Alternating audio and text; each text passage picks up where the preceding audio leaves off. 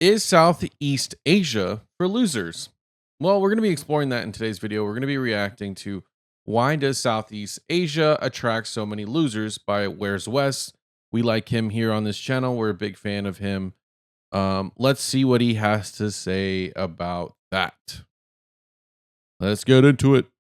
Southeast Asia is for losers, or at least that's what some people seem to think. Majority of men that are moving to Thailand, they are losers back home. It's mostly Europeans and Americans that do this, so they don't feel like a loser anymore. Oof, oof. But also look at the title, Thailand, where white losers that can't get laid go. Which maybe we should react to that too. See what she really saying. Think, be fair, but dang, look at that title. So today we're going to break down some myths and find out if Southeast Asia is just a budget escape or a smart move for those looking to live abroad and build wealth. So there's probably a few of you guys asking why I'm wearing sunglasses, and it's because I have this eye infection. Oof. It's kind of healing right now. For a moment I was looking like Quasimodo. So yeah, I don't want to hear anybody saying anything about the sunglasses. So I'm not here. I was going to be honest. I wasn't going to say anything because I think he's filming, I thought he films outside or close to outside. But hey, I wouldn't have told anybody. That's crazy. Just to on Southeast Asia. I've made a lot of videos about that already. And I think the main reason people want to live in these countries is clearly the cheap cost of living. Being able to live in a tropical environment with a very good lifestyle for very cheap is the biggest draw for most people. On top of the fact that year-round, the weather is pretty much just sunny and warm. Depending on the country, sometimes you'll have burny season or rainy season, but the temperature doesn't change that much. I personally like the 4 seasons, but I understand why people want to escape the winters. It changes your mood significantly, and I finally understand that now. But I also, there's people like me who love cold winters. I live in Washington State, not DC, and I love the rain and I love the cold and the fog and the dewy weather, the depressing weather. I don't know, I love it. It makes me excited.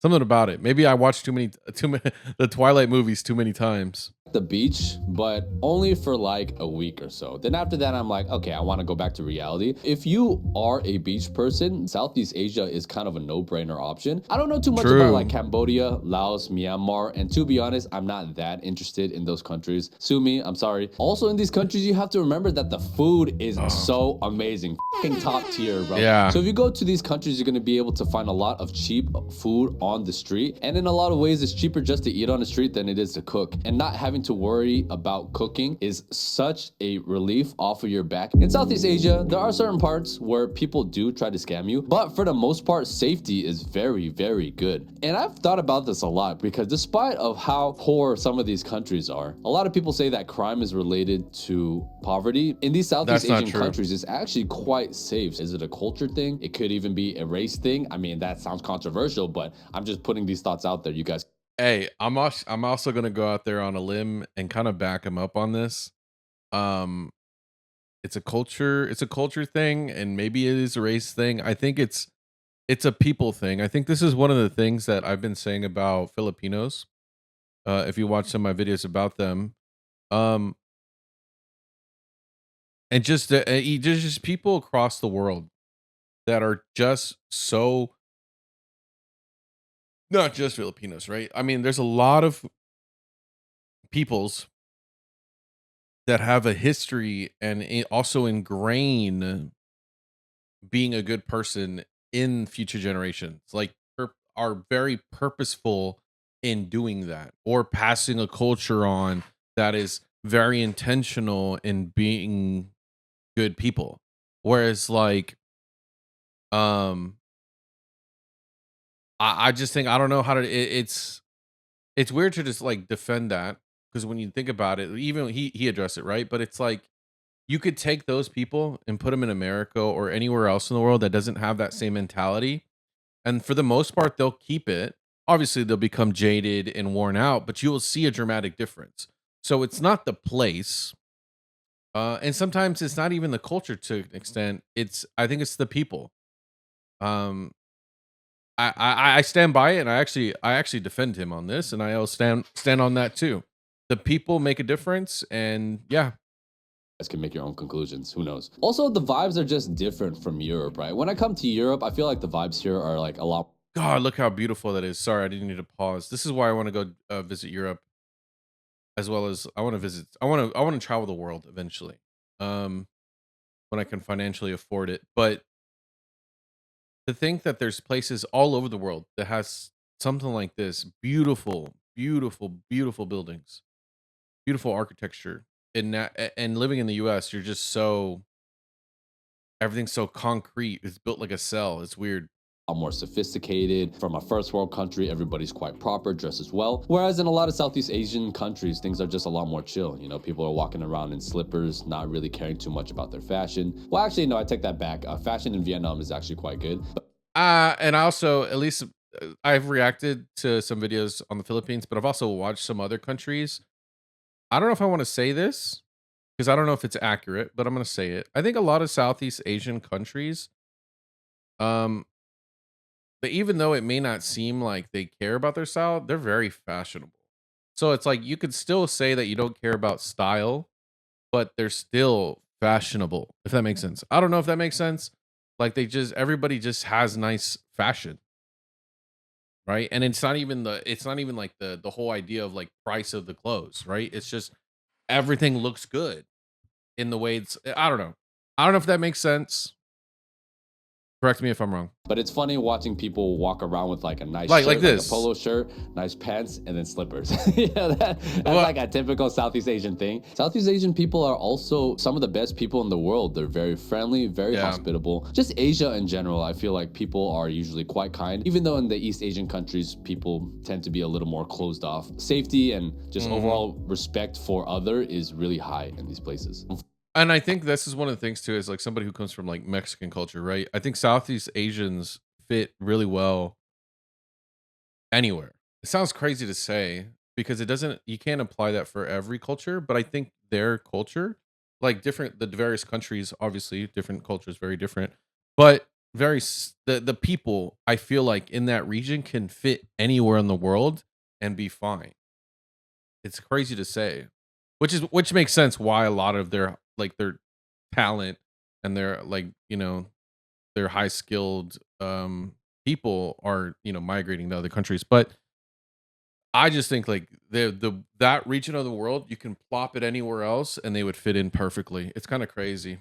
Fortunately, because of the low cost of living, it attracts people from all over the world. So you have digital nomads trying to build their wealth and do the entrepreneur thing, but you also have a lot of party people, a lot of people who are unfortunately losers, don't really want to do anything and want to feel like a king in some of these poorer countries, passport bros and sex tourists. But we'll talk about that in a little bit. But one way to not feel like a loser is to make sure you're filing your taxes correctly while living abroad. Popular expat destinations in Southeast Asia, for example, Singapore and Cambodia, do not have tax treaties with the US, so the lack of these international agreements makes things a lot more complex. But today's sponsored Taxes for Expats can help you navigate these challenges, whether you're in Southeast Asia or anywhere else in the world. Taxes for Expats have 20 years of experience. The company has served clients in 190 plus countries worldwide. Especially with something as sensitive as taxes, you want to work with somebody who has a strong reputation in the industry. And if you don't believe me, just look at all the reviews that they have on Trustpilot. They have over 2,000 reviews with a 4.7 average. Those are some really, really good reviews. TFX is happy to assist anyone with US tax obligations, whether it's individuals or businesses. So when you want to file your taxes with them, you just have to file out a shout outs to questionnaire them, I guess. Like, I'll be honest, the whole reason why I wouldn't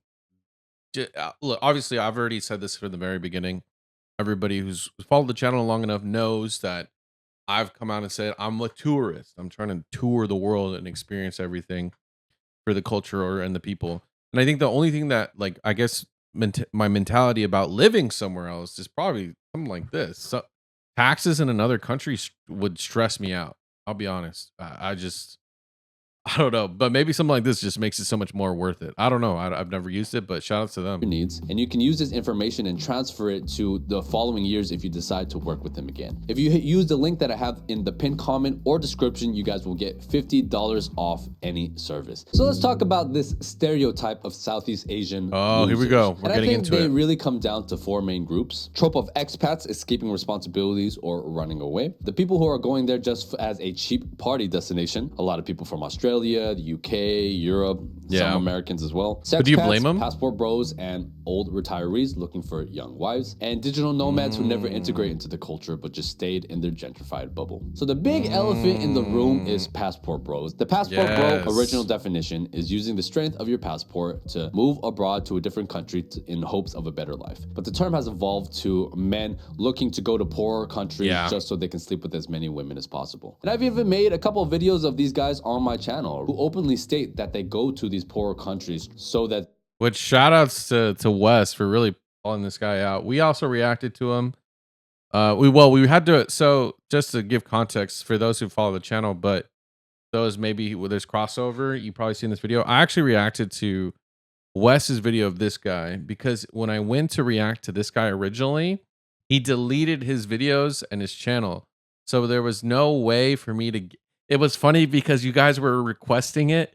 And I was like, I think I was working that day and y'all were like spamming the comments. And I was like, or like, and like I was getting DMs and stuff. And I was like, God, I gotta check it. And then by the time I got to it, finally, the channel was gone. I was like, oh, that was so, I missed it. But luckily we were able to get the reaction by reacting to Wes. So, but yeah, I haven't seen these other ones, but yeah. These guys, and I don't know, I can't speak for all of these dudes, but I think passport bros, as somebody who's coming in as a tourist, the word passport bro is just very much very negative. Videos of these guys on my channel who openly state that they go to these poorer countries so that they can get women. So I came down here to Latin America for one reason and one reason only, and that is to maximize my white foreigner advantage with the women here. Or they take it a step further and they see themselves as superior just because they're American. Oh yeah. Average minimum wage in Poland is like $200 to $1,000 a month. They want to talk like an American, but you can't have Western values without Western money, baby. And we've seen this time and time again with a lot of the streamers that have gone to Japan, Korea. Johnny Somali is like the perfect example of this. You're gonna come up to me, bro. Why are you being racist to other people in other countries? For money, for clout. I've said it many times. I don't give a f. I have no morals. I'm a sociopath. Honestly, I don't really have a problem with these guys going to date in these poorer countries because everybody wins. I don't like how loud they are about it. I don't like how a lot of these creators use working girls as an example of them dating local girls. And a lot of these creators are paying for these women, but also refuse to acknowledge that there are a few destinations that seem to encourage this passport bro behavior. I think in Southeast Asia, the two major ones are Thailand and the Philippines. And I'll be honest, I probably could speak up more about these and react to more videos about these people, but problem is I haven't visited these countries. I haven't visited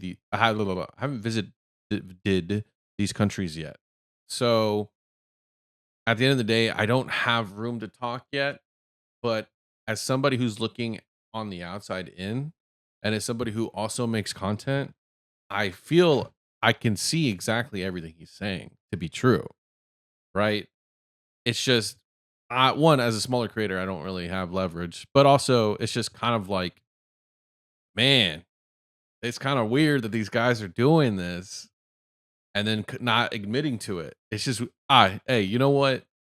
To each their own, but I do think that there needs to be more transparency, at least where you're coming from and what angle you're approaching things, because that's why I kind of have respect for that one passport bro that just flat out said what he's doing.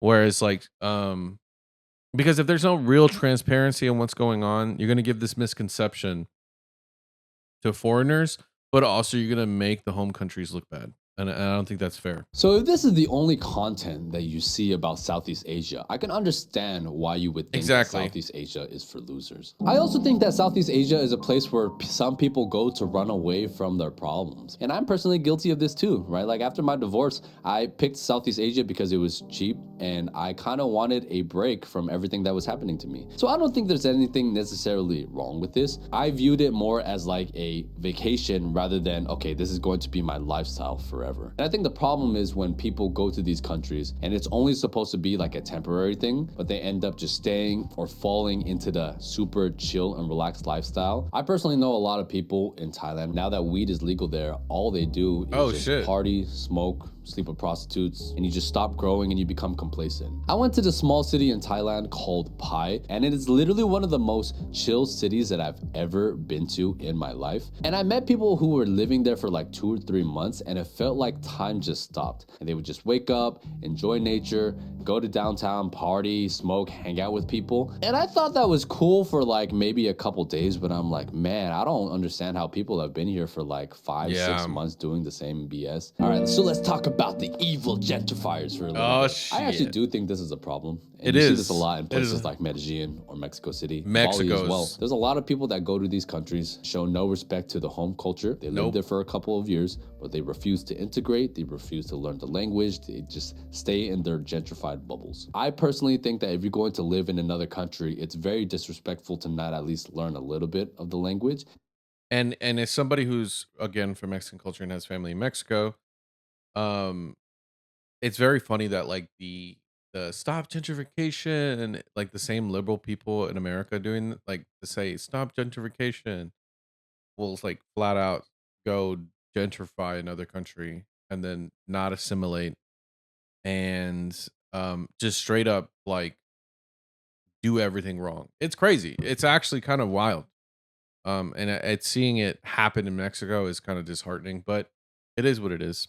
Like if you're just there for a few months, I get it. It's probably not worth the investment. But if you're gonna be there for a couple of years and you still don't speak the language, at least to like a basic level, I find that very disrespectful. And I think a lot of people, when they talk about living in Southeast Asia or some of these countries, they only say positive things about these places because they only stay in their gentrified bubbles. And I think gentrification is inevitable. I can understand from the local standpoint when you see all these foreigners coming in, living like kings, and things get a lot more expensive for the locals and the locals almost get driven out of those areas. I can understand why the locals can get upset about that. It is hard to find honest information out there because if you watch a lot of these travel YouTube videos, they only talk about the good things of every country. People are always so afraid to criticize any of the places that they go to. If you guys have watched me for a while, you know that I have the complete opposite approach. I have no fear about saying these things, even though I get so much flack for it in my comments. And I think a lot of YouTubers like to glorify this digital nomad lifestyle, like jumping from place to place all the time. But when you travel so much for work, it's kind of like the last thing you want to do is travel, and all you want to do is just stay home, have some stability in your life. And one thing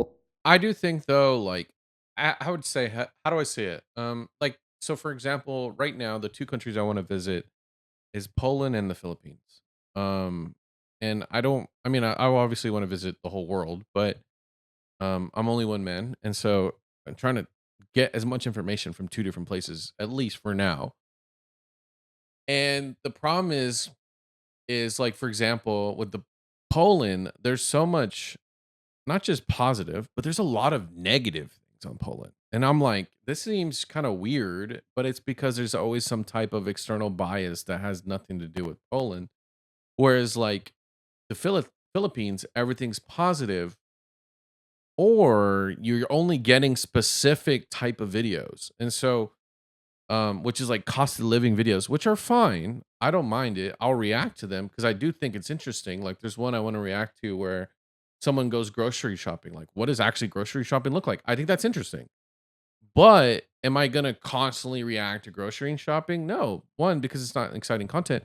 But two, it's like I'm trying to learn and get as much information in a bigger picture. And it's kind of why I think there needs to be like I'm glad there's somebody like Wells Where's West, and I think me coming into this space will help it be more neutral, much more holistic.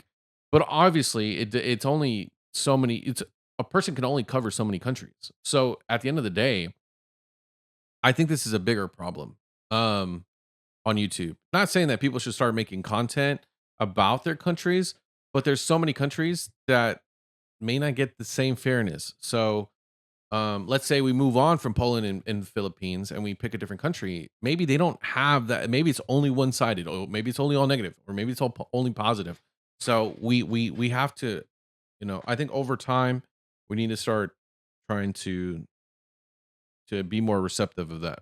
Which maybe I'm just saying all this because I think as somebody who's a creator and also trying to find content to react to and also really learn, it's becoming harder to do that. A lot of people don't talk about is that when you're constantly on the road, it's very hard to make friends because all the friendships and relationships you have are going to be transient. And when you meet up with other like expats in a lot of these Southeast Asian places, they're either there for just a couple of months or a couple of weeks. And it's very hard to build like super long lasting friendships unless they're living there. But that's a very small minority. But now that I'm like 30, I think to myself in social situations, man, I'm probably never going to see these people again. I don't give a about any of these people. And I just kind of go and do my own thing, right?